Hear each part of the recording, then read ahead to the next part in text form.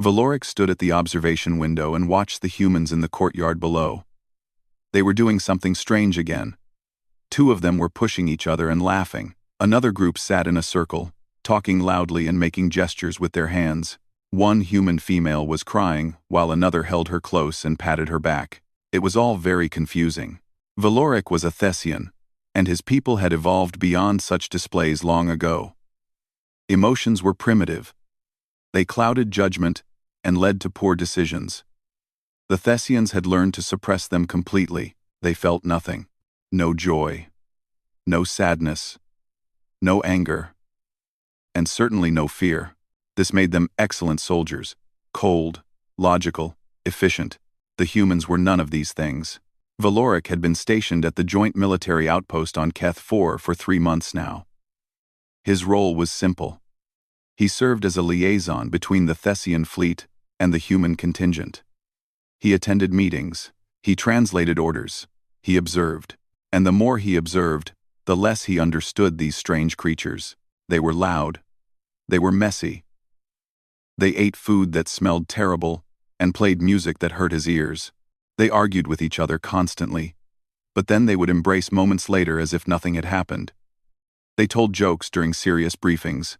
They decorated their quarters with pictures of people they called family. Commander Vorik, his superior officer, had warned him about this. Humans are emotional creatures, he had said. Do not let their chaos infect your mind. Watch them, learn their ways, but do not become like them. Valoric had no intention of becoming like them.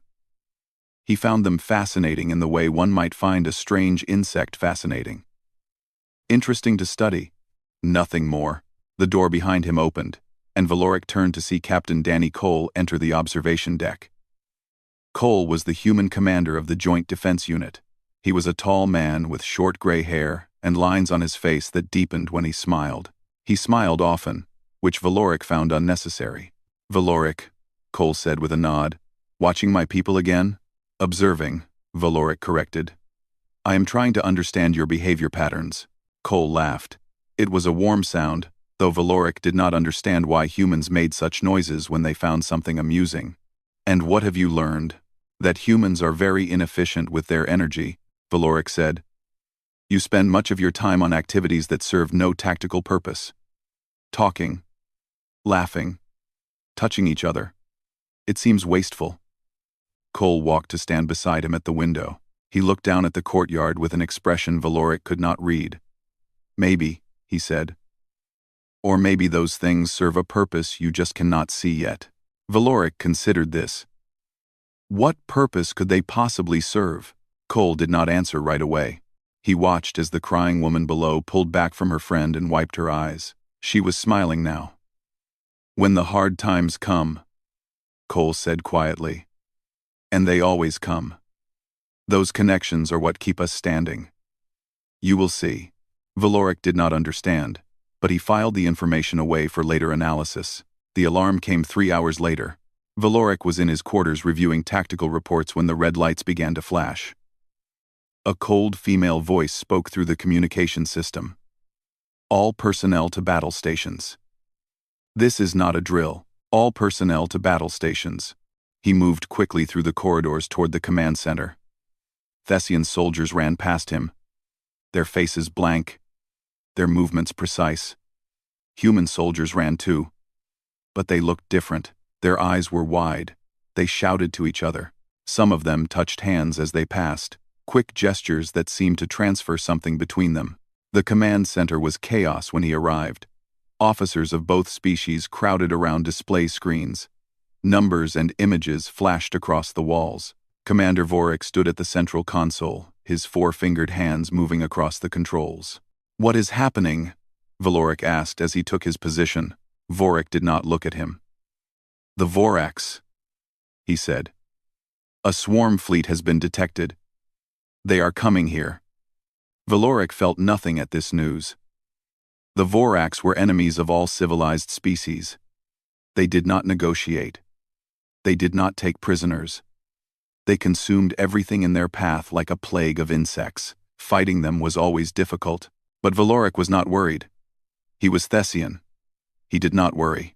Captain Cole arrived with his officers. Lieutenant Amy Lawson was at his side. She was a small woman with red hair and sharp eyes. Sergeant Kevin Marsh followed close behind. He was large and muscular, with a beard that covered most of his face. Both humans looked tense, but they moved with purpose. "How many ships?" Cole asked as he approached the console.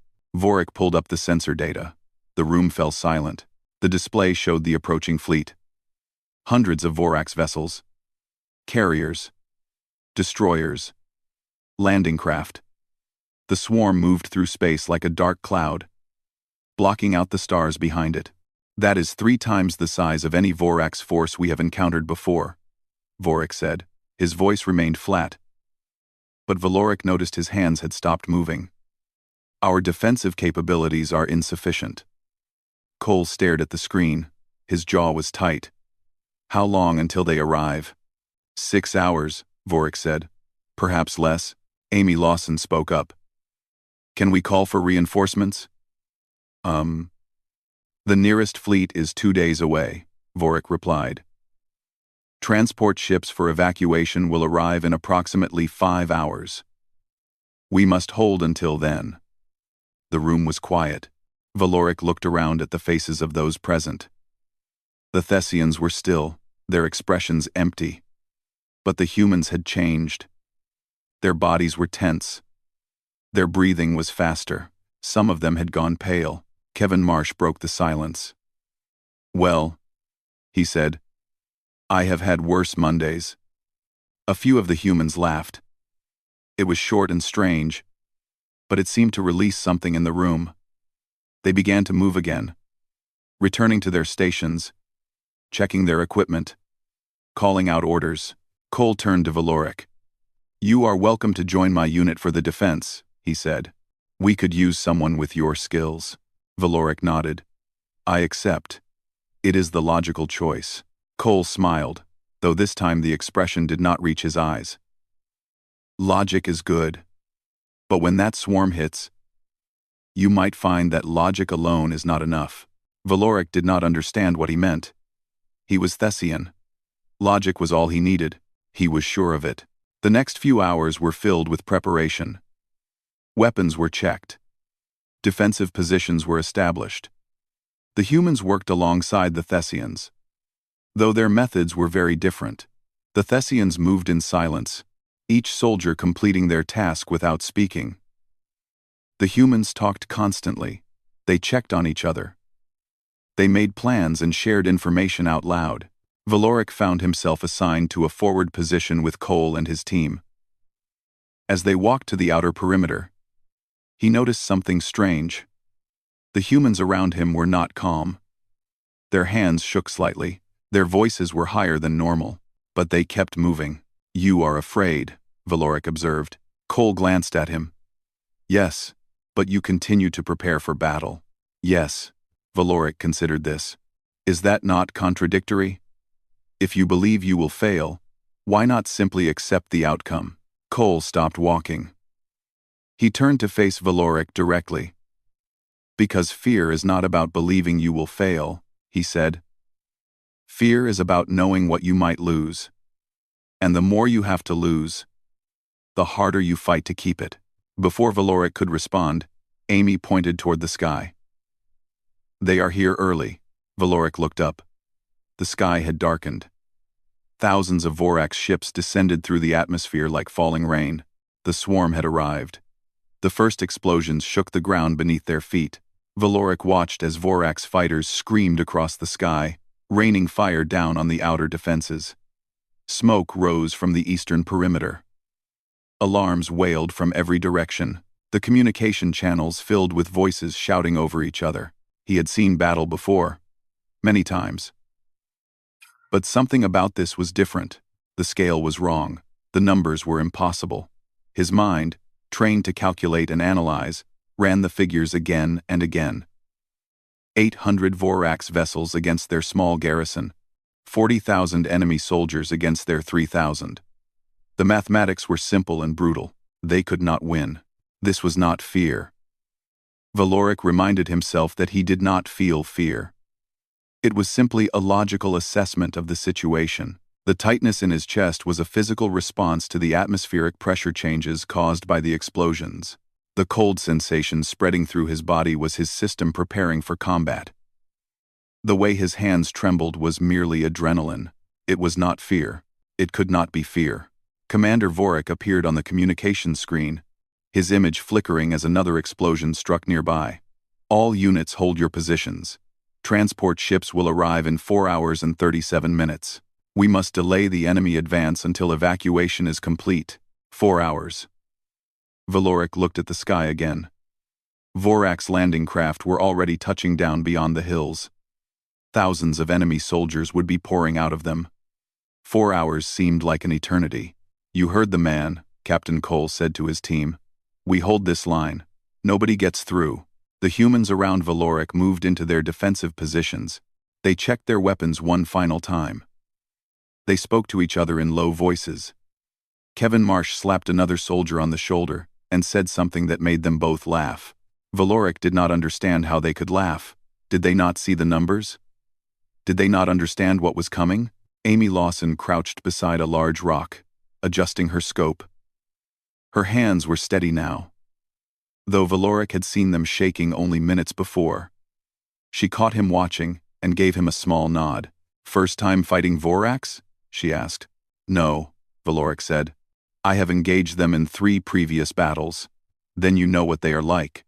He did. The Vorax were relentless. They felt no pain. They showed no mercy. They did not retreat. They simply kept coming, until either they were all dead, or their enemy was. I know, he said. Amy smiled, though it was a strange smile, sad and determined at the same time. Then you know this is going to be ugly. Stay close to us. We look out for each other. Valorik wanted to tell her that he did not need looking after. He was a Thessian warrior. He had been trained since childhood for combat. But before he could speak, the first wave of Vorax soldiers crested the hill. They were terrible to look upon. 8 feet tall with gray skin stretched tight over bone. Their mouths were full of sharp teeth. Their eyes were black and empty. They did not run so much as flow across the ground, their movements unnatural and wrong. Cole raised his weapon. Here they come. Steady. Pick your targets. The humans opened fire. Valorik fired too. His training took over, and he dropped 3 Vorax in quick succession. Around him, the human soldiers did the same. Bodies fell. The enemy line wavered, but more came, always more. The battle became chaos. Explosions threw dirt into the air. Screams mixed with the sound of weapons fire. Vorax soldiers broke through the left flank, and Valorik watched as 2 human soldiers went down beneath their claws. That cold feeling in his chest grew stronger. He found himself backing away without realizing it. His feet moved on their own.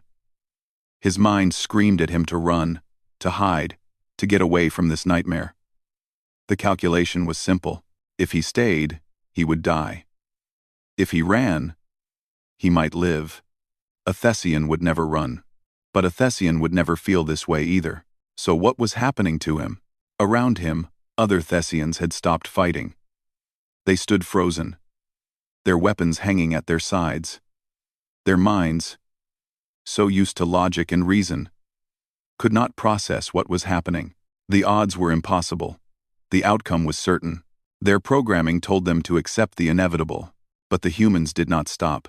Kevin Marsh took a hit to his leg and fell. He crawled behind cover, wrapped a cloth around the wound, and kept firing. Amy Lawson pulled a wounded soldier to safety while shooting with her other hand. A young private, no older than 20 years, charged at a Vorax soldier twice his size, and brought it down with nothing but a combat knife and determination. How? Valorik thought. How are they still fighting? A Vorax soldier appeared directly in front of him. It raised its clawed hand to strike. Valorik could not move. His body had betrayed him. The cold in his chest had frozen him solid. A gunshot rang out, and the Vorax fell dead at his feet. Cole stood beside him, smoke rising from his weapon. The human captain grabbed Valorik by the arm and pulled him behind a barrier. Hey, Cole said, look at me. Valorik could not. His eyes kept moving to the battle around them. More Vorax coming. More screams. More death. Valoric, look at me. He forced himself to meet the human's eyes. Cole was bleeding from a cut on his cheek. His uniform was torn, but his gaze was steady. You are afraid, Cole said. That is okay. No. Valoric shook his head. Thessians do not feel fear. We evolved beyond it. We are not capable of such primitive emotions. Cole almost laughed. Listen to me. Everyone is capable of fear. It is part of being alive. Your people did not eliminate fear. You just pretended it did not exist. And now, when you finally feel it for the first time, you do not know what to do. To a none. The words hit Valoric like a physical blow. He wanted to argue. He wanted to deny it. But he could not. Because Cole was right. This was fear. Real fear. And it was destroying him. How do you do it? Valoric asked. His voice was barely a whisper. How do you feel this? And still fight? Cole put a hand on his shoulder. You do not fight the fear. You accept it. You let it in. And then you choose to move anyway. Fear tells you something matters. What you do next is up to you. An explosion nearby showered them with debris. Cole did not flinch. He held Valoric's gaze. I am afraid right now, Cole said. I am terrified. But my people are counting on me. And I would rather die fighting for them than live knowing I abandoned them. He released Valoric's shoulder and turned back toward the battle. Stay here if you need to. No one will judge you. But if you want to understand why humans never fall, you need to stand up and fight. Then he was gone, running back into the chaos. Valoric stayed behind the barrier. His hands were shaking. His heart was pounding. The fear was still there. Huge and overwhelming, but so was something else. He watched Amy drag another wounded soldier to safety. He watched Kevin limp forward to fill a gap in the line. He watched the young private charge again. His knife bloody. His face fierce. They were afraid, all of them, but they kept fighting. Not because they thought they would win, but because they refused to let each other fall. Valoric looked down at the weapon in his hands. He thought about Cole's words. Fear tells you something matters. What mattered to him? He thought about his people. His duty. The soldiers around him. Both Thessian and human. The transport ships that would carry them to safety. If only they could hold for a few more hours. Slowly, Valoric rose to his feet. The fear was still there. He could feel it screaming at him to hide, but he did not listen. Instead, he stepped out from behind the barrier and walked toward the line, toward the humans who had shown him what courage really meant. Valoric reached the defensive line just as a new wave of Vorax soldiers came over the hill. Captain Cole glanced at him but said nothing. He simply nodded and moved to make space. Valoric took his position and raised his weapon. His hands were still shaking. His chest still felt cold, but he was standing. For now, that was enough. The Vorax came at them like a tide of darkness. They did not care about their losses. They simply climbed over the bodies of their fallen and kept pushing forward. Their black eyes showed nothing. No fear, no anger, no hesitation. They were machines of destruction, and they would not stop until everything was dead. Valoric fired. Again and again. His training kept his aim true, even as his mind screamed at him to run. A Vorax fell. Then another. Then another. Beside him, Amy Lawson was shouting commands to the other soldiers. Blood ran down her left arm from a wound Valoric had not noticed before. She did not seem to care. She kept firing, kept moving, kept fighting. Reload, she called out. Kevin, cover the right side. Danny, they are trying to flank us. Cole was already moving. He ran toward the right with 3 other soldiers, their boots kicking up dust as they went. Valoric watched them go, amazed at how quickly they responded. There was no hesitation. No discussion. They simply trusted each other. A Vorax soldier broke through the line 10 meters to Valoric's left. It grabbed a Thessian soldier and threw him to the ground. Before Valoric could react, Kevin Marsh was there. The big human tackled the Vorax from behind, wrapping his arms around its neck. The creature thrashed and clawed at him, but Kevin held on. "Little help here," he grunted. Valoric ran toward them. He did not think. He did not calculate. He simply moved. He reached them and pressed his weapon against the Vorax's chest and fired 3 times. The creature went limp. Kevin released it and rolled to his feet. He was bleeding from new scratches across his face and arms. "Thanks," he said, breathing hard. "Ugly things, are they not?" Valoric did not understand how the human could joke at a moment like this. They had almost died. They might still die. The battle was getting worse, not better, but Kevin just slapped him on the shoulder and limped back toward the line. "Come on. They are not going to shoot themselves." Valoric followed. The next hour was the longest of his life. Wave after wave of Vorax soldiers attacked their position. The humans held the line with everything they had. They used guns. They used grenades. When those ran out, they used knives and rocks, and their bare hands. Valoric watched a human private beat a Vorax to death with a broken piece of equipment. He watched Amy Lawson trip a charging enemy and shoot it in the head while it fell. They were not fighting like soldiers. They were fighting like something else. Something desperate and wild, and absolutely refusing to give up. And somewhere in the middle of all that chaos, Valoric found his fear beginning to change. It was still there. He could still feel it pressing against his mind, telling him to flee. But it was no longer in control. He had learned something from watching the humans. The fear was not his enemy. It was his warning system, telling him to pay attention, to stay alert, to care about his own survival. The trick was not to eliminate the fear. It was to use it.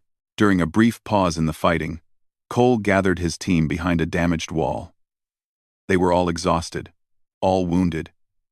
Ammunition was running low. The sun was setting, casting long shadows across the battlefield. "How long until the transports arrive?" Amy asked. Cole checked his communication device. 2 hours and 15 minutes. "We are not going to make it," a young soldier said. His name was Peter, and he looked barely old enough to be in uniform.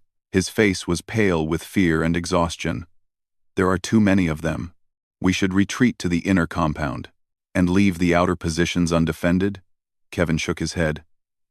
"They will be inside the base before we can blink. We have to hold here." Peter looked like he might cry. "I do not want to die." No one spoke for a moment. The admission hung in the air, raw and honest. Valoric expected someone to dismiss the young soldier or tell him to be strong. That was what a Thessian officer would do, but Cole walked over and sat down beside Peter. He put a hand on the young man's shoulder. "None of us want to die," Cole said quietly. "I sure don't. I have a daughter back home who is waiting for me. Amy has parents who call her every week. Kevin has a dog that will be very upset if he does not come back." "She is a terrible dog," Kevin added.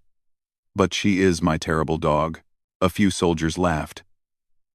Even Peter managed a small smile. Cole continued. "Being afraid of death does not make you a coward. It makes you human. The question is not whether you are afraid. The question is what you are going to do with that fear." Peter looked down at his hands. They were shaking. "What can I do?" "You can look at the person next to you and decide that you are not going to let them down. That is all any of us can do. We do not fight for ourselves.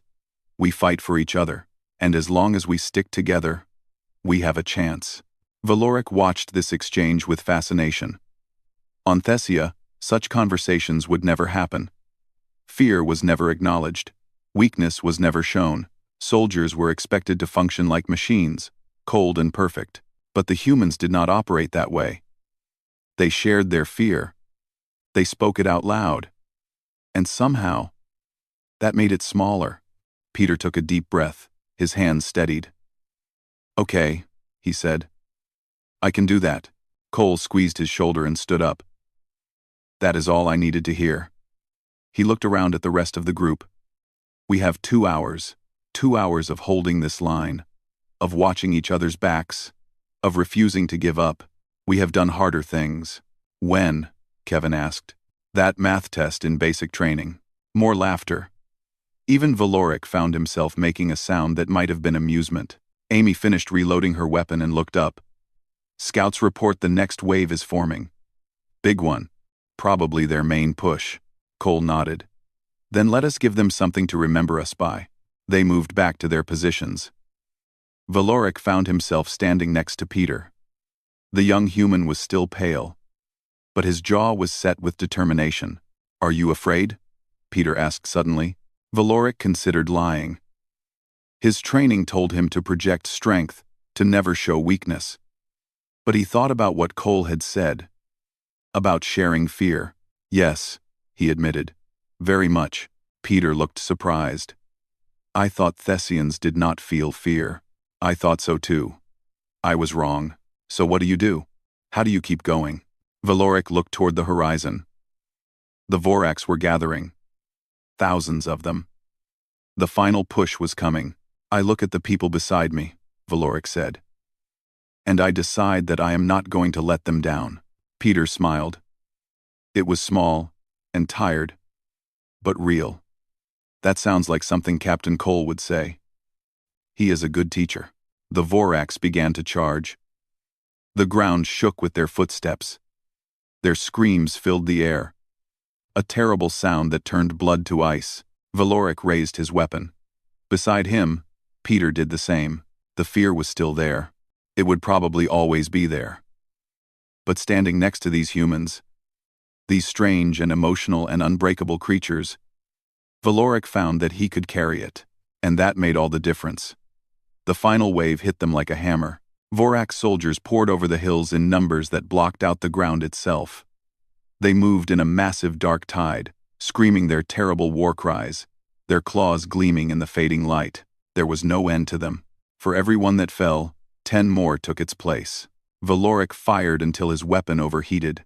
He grabbed another from a fallen soldier and kept firing. Around him, the humans did the same. They fought with everything they had, giving ground only when they had no choice. The defensive line bent, then it broke. Fall back to position 2, Cole shouted over the chaos.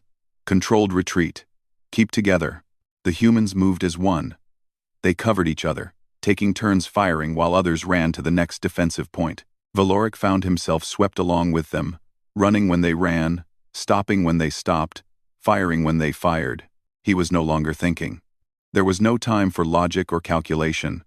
There was only the next moment, the next enemy, the next breath. A Vorax soldier lunged at him from the side. Valoric spun and fired, but the shot went wide. The creature crashed into him, knocking him to the ground. Its claws raked across his chest armor, leaving deep gouges in the metal. This is it, Valoric thought. This is how I die. But then Peter was there. The young human tackled the Vorax off of Valoric, shoving his knife deep into the creature's neck. They rolled together in the dirt, struggling and fighting. Peter screamed in pain as claws tore into his side. But he did not let go. He stabbed again, and again, until the Vorax stopped moving. Valoric scrambled to his feet and pulled Peter up. The young soldier was bleeding badly from his side. His face was white with pain. You saved me, Valoric said. Peter managed a weak smile. You would have done the same for me. It was true. Valoric realized with surprise that it was completely true. He would have thrown himself at the Vorax without a second thought. When had that happened? When had he started caring about these strange creatures more than his own survival? Come on, he said, putting Peter's arm over his shoulder. We need to move. They stumbled together toward position 2. The battle raged around them. Explosions lit up the darkening sky. Somewhere to their left, Valoric heard Kevin Marsh roaring a battle cry as he charged a group of Vorax with nothing but an empty rifle used as a club. They reached the secondary defensive line just as another wave of enemies hit. Amy Lawson was already there, organizing the remaining soldiers.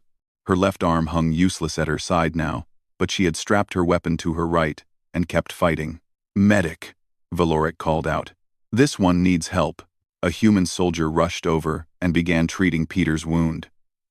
Valoric watched for a moment, making sure the young man was being cared for, then turned back to the battle. Cole appeared beside him. The captain was covered in blood, though Valoric could not tell how much of it was his own. There was a wildness in his eyes that had not been there before, the look of a man who had accepted that he might die and had decided to make his death matter. "You are still standing," Cole said. "Good. The fear is still there," Valoric admitted. "It always will be. But you are fighting anyway. That is what matters." A group of Vorax broke through on the right side. Cole raised his weapon. But before he could fire, 3 Thessian soldiers charged forward to meet them. They moved together, coordinated and precise, cutting down the enemy with mechanical efficiency. But there was something different about them now. Valoric could see it in their eyes. They were no longer frozen. They were fighting with something that looked almost like passion. One of them was Commander Vorik. The old Thessian commander fought like a warrior half his age. He moved through the Vorax with deadly grace, his weapon singing as it cut down enemy after enemy. When his rifle ran empty, he drew a blade and kept going. When the breach was sealed, Vorik walked toward Valoric and Cole. He was breathing hard. His uniform was torn and stained with alien blood. "Commander," Valoric said, "I did not expect to see you on the front line." Vorik looked at him with an expression Valoric had never seen before. It was almost emotional. "I watched our soldiers freeze," he said. "I watched them stand still while the enemy advanced, because they could not process what was happening. And then, I watched the humans keep fighting." He turned to Cole. "Your people have taught us something today, Captain. We thought we had evolved beyond primitive emotions. We believed logic was superior to feeling. But we were wrong." Cole tilted his head. "What do you mean? Your people feel fear, yet they fight. They feel pain, yet they continue. They feel love for each other, and it makes them stronger, not weaker." Vorik's voice was heavy with something that sounded like regret. "We eliminated our emotions and called ourselves advanced. But when true darkness came, we broke, and you did not." Valoric felt something shift inside him. His commander, the officer who had trained him to suppress all feeling, was admitting that the Thessian way was flawed. "The transports will arrive in 47 minutes, Vorik continued. "We must hold until then. And I believe the only way we can do that is by fighting alongside your people. Truly alongside them. Not as separate units, but as one." Cole extended his hand. It was a human gesture, Valoric knew. A sign of trust and partnership.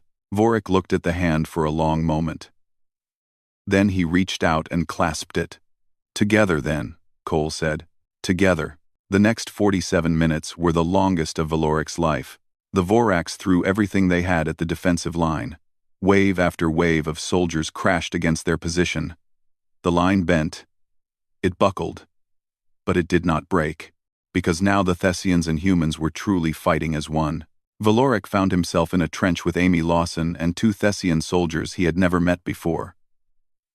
They covered each other without speaking, each one trusting the others to do their part. When Amy's weapon jammed, a Thessian cleared the problem, while Valoric covered them both. When a Thessian took a hit, Amy dragged him to safety without hesitation. This was what Cole had meant. This was why humans never fell. It was not about eliminating fear or pretending to be unbreakable. It was about connecting to the people around you, about caring so much for others that you would face any terror rather than abandon them. The Vorax pushed them back to the inner compound. They lost the secondary line. They lost the third. But they made the enemy pay for every inch of ground with blood and fire. And finally, the communication system crackled with the most beautiful words Valoric had ever heard. "This is Transport Command. All units, prepare for immediate evacuation. We are beginning landing procedures now. 5 GAN. Cole raised his voice above the battle. "You heard them. Fall back to the landing zone. Get the wounded out first." The retreat was controlled chaos. Soldiers carried their injured comrades toward the transports while others held the line. Valoric found himself at the rear, fighting beside Kevin Marsh as they covered the evacuation.